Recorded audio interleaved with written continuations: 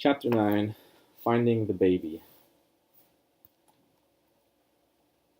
A succession or series of dreams focusing on a baby or babies emerges over time. The recurring theme is the quality of care and the nourishment of an infant, especially involving her capacity to breastfeed. 1 year into the analysis. Dream. I was nursing a baby, a malnourished one, and was able to provide the needed nourishment, even though I thought I was too old to produce breast milk.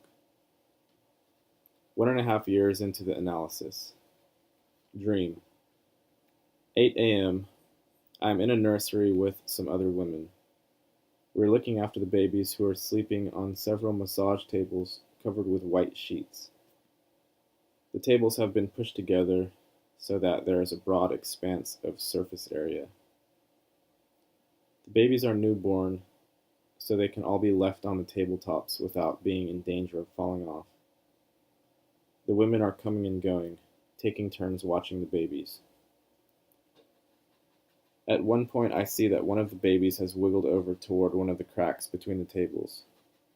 I lift up the sheet covering the baby and hand the baby back to the mother, with a caution about the baby getting caught in the crack. The mother is very grateful and puts the baby back in the center of the table. Soon after that, almost all the mothers have left with all the babies. There is one baby left on the table. I notice that after a while, the sleeping baby has moved toward one of the cracks between the tables. It is a little girl, and her head is caught face down. I go to her and lift her in my arms. It's the first time I have seen this baby. She's extremely small. Her head is no larger than my fist. She's wrapped in a soft white flannel cloth that covers her head. I pull back the cloth from her face, saying to the other women, "Look at her, see how beautiful she is. She looks familiar with dark hair." The baby scrunches up her face and moves her mouth as if she's hungry. Her mother isn't in the room, and I have the impulse to hold the baby to my breast and nurse her. I know I could do that, but I hesitate, thinking, maybe the mother wouldn't want me to do that. Maybe my milk is not safe because of my having hepatitis. This makes me feel terrible disappointment, but the mother comes back, the baby gets fed, and I caution all the mothers about those cracks between the tables. Even in my dreams, I fear that I may contaminate others. I'm not safe enough. My milk is not safe enough to nourish a baby, a new life, she says. Diagnosed with breast cancer and hepatitis B and C in her 20s, she experiences feeling marginalized socially. She sees herself as physically disfigured and emotionally wounded by illness and disease. She felt shame for having the illness of cancer, and loss of her breast was also followed by a sense of failure, ugliness, and self-rejection. Like so many others, she finds it difficult to make sense of her illnesses. Have I caused this somehow? Is it some kind of divine punishment? Emotionally and physically, she fell through the cracks in childhood. She felt that again in her 20s. No one saw her, no one screamed the contaminated blood that infected her during mastectomy surgery. 2.5 years into the analysis. Dream. I come upon an older woman whose mother has died. She is overcome with grief.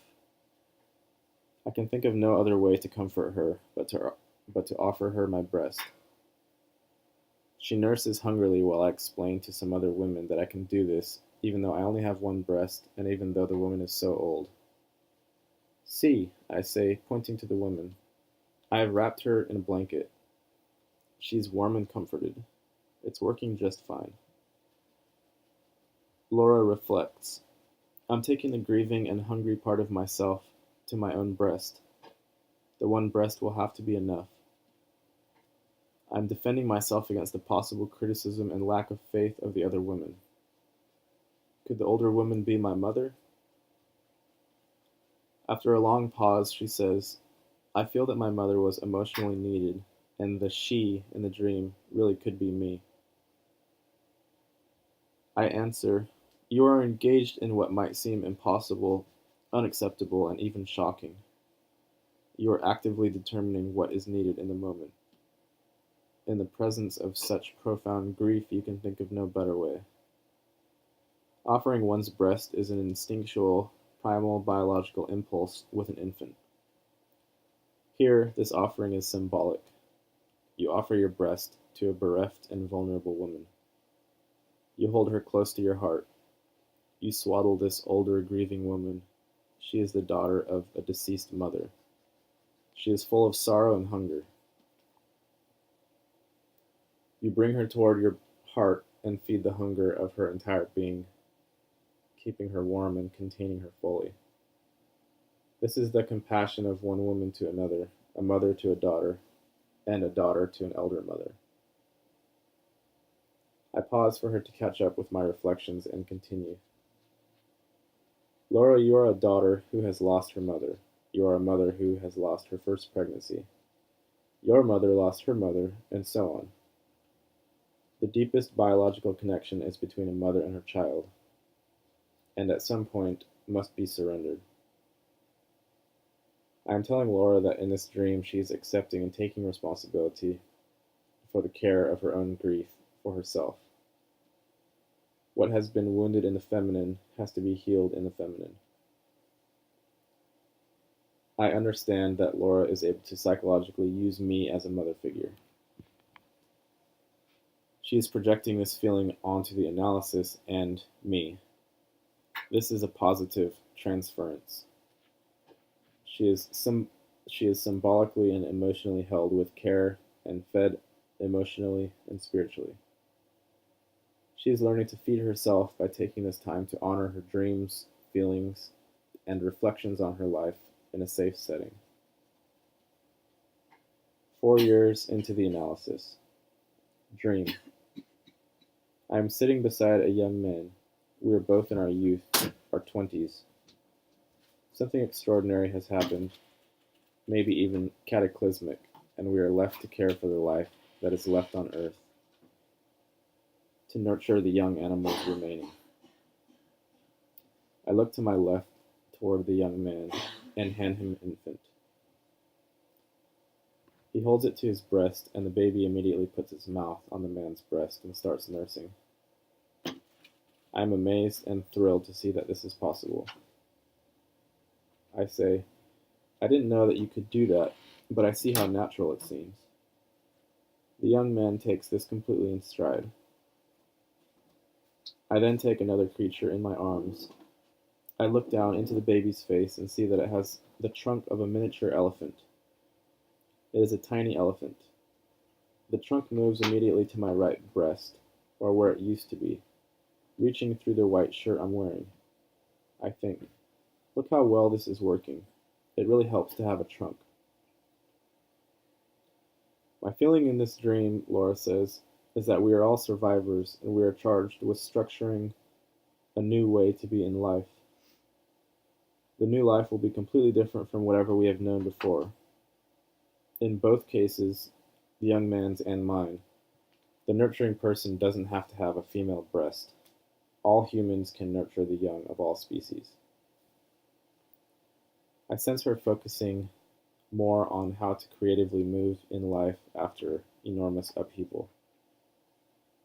In this 4th Dream of the Baby series, we discuss how Laura can nourish herself. What is the baby elephant? We can see how she can offer nourishment from both the masculine and feminine aspects of herself. She transcends old beliefs about the way life should be. I note that in the dream, she might have a new right breast, replacing the one she lost to cancer and surgery. The deceased breast is replaced. Perhaps she grew or regenerated a breast that is healthy enough to feed an infant. This is wish fulfillment on her part, compensation for the harsh reality. Yet, in the realm of the unconscious psyche, this transformation or healing is symbolically possible. The baby elephant represented her orphaned instinctual life. This is a wild creature, not domesticated like a companion dog. This wild animal energy has the potential of becoming something much, much bigger, more extraordinary. Symbolically, elephants are archetypally, archetypally divine creatures in Buddhist and Hindu mythology. The impulse, consciously and unconsciously, to nourish divine instinct is very important. Listening to this dream, I hear a profound and successful drive toward integration in Laura's psyche.